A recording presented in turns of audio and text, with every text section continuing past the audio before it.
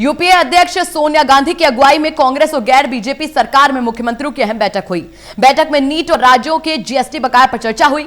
मुख्यमंत्रियों ने दोनों ही मामलों में पीएम से बात करने के साथ साथ सुप्रीम कोर्ट तक जाने पर मंथन किया है।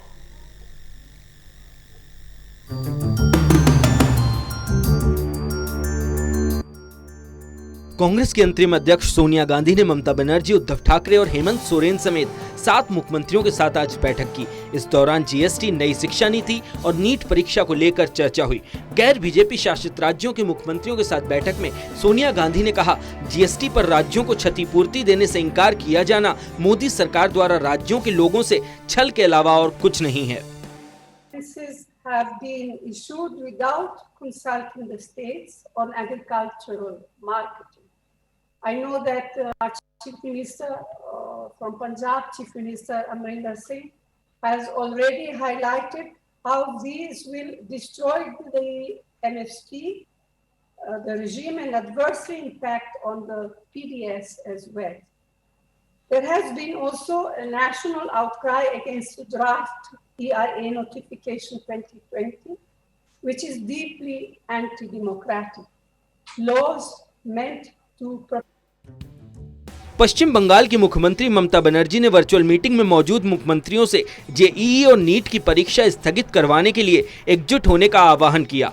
उन्होंने कहा कि सभी राज्य सरकारों से मेरा आग्रह है कि हम एग्जाम तब तक कैंसिल करवाने के लिए एक साथ सुप्रीम कोर्ट जाएं जब तक हालात नहीं सुधर जाते, ताकि छात्र जेईई और नीट की परीक्षा में बैठ सकें।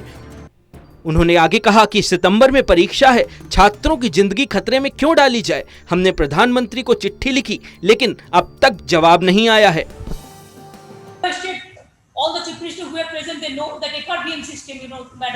There is a FRBM system of financial discipline. We said that when we allow, we said that Japan can use 20% for that, for FRBM. They are giving GST, the system. Now America also spending 10% GST for COVID. Now UK is also spending 20% GST for COVID. Now India, it is I do not know 1 or 2%. Even we said that okay, if you give 5% also, 2 to 5%, then allow us without condition. Now they have given condition.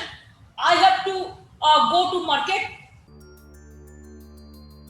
Punjab के मुख्यमंत्री captain Amarinder Singh ने महामारी के कारण सरकार के राजस्व को हुए नुकसान पर चिंता व्यक्त की।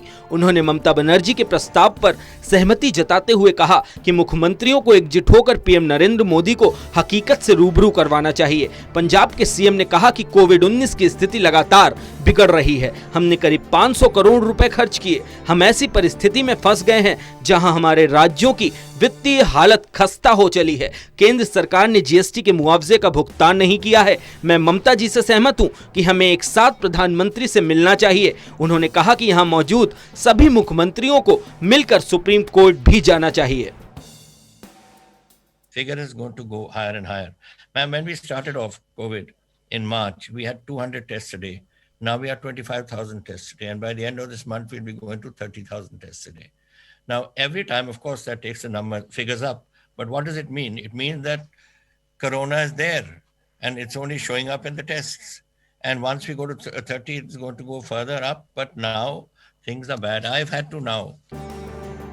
महाराष्ट्र के मुख्यमंत्री भी बैठक का हिस्सा बने। उद्धव ठाकरे ने बैठक में सवाल उठाया कि सभी को पहले यह तय करना है कि केंद्र की मोदी सरकार से उन्हें लड़ना है कि डरना है। उद्धव ने अमेरिका का उदाहरण देते हुए कहा कि वहां स्कूल खोले जाने से जितनी बड़ी तादाद में कोरोना संक्रमण फैला, उसे देखते हुए नीट जेईई परीक्षा के छात्रों के साथ जोखिम उठाना तर्कसंगत नहीं लगता है। गुरुवार को जीएसटी काउंसिल की मीटिंग होने जा रही है, जिसमें राज्यों के मुख्यमंत्रियों की भागीदारी होगी। राज्यों के वित्त मंत्री, जो जीएसटी काउंसिल के सदस्य ही हैं, सोनिया और ममता के विचार है कि विपक्षी दलों के मुख्यमंत्री काउंसिल की मीटिंग में केंद्र सरकार पर मुआवजे का दबाव बनाने की रणनीति पहले ही तय कर लें।